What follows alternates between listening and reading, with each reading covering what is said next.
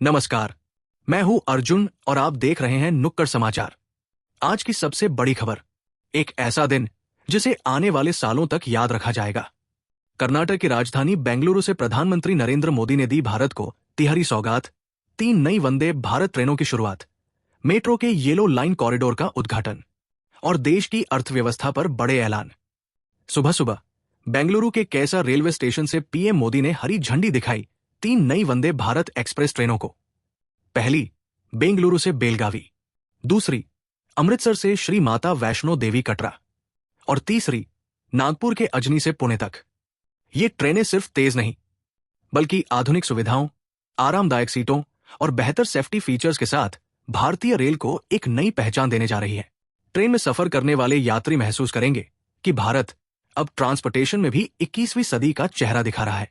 इसके बाद पीएम मोदी पहुंचे शहर की धड़कन बेंगलुरु मेट्रो, जहां उन्होंने 19.16 किलोमीटर लंबी येलो लाइन का उद्घाटन किया।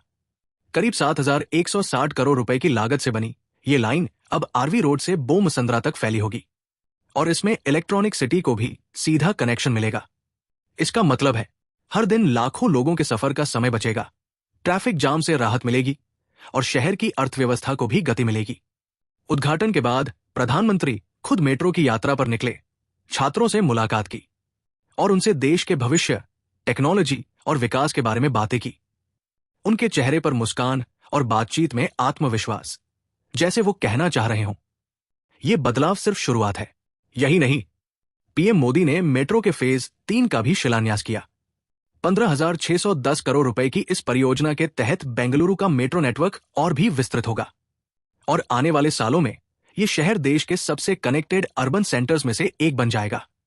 अपने संबोधन में पीएम मोदी ने सिर्फ इंफ्रास्ट्रक्चर नहीं, बल्कि भारत की अर्थव्यवस्था पर भी एक बड़ा बयान दिया।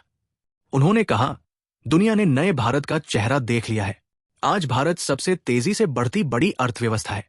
11 साल पहले हम दुनिया की टॉप 10 अर्थव्यवस्थाओं में थे, आज टॉप 5 में है और जल्द ही तीसरे नंबर पर पहुंचेंगे।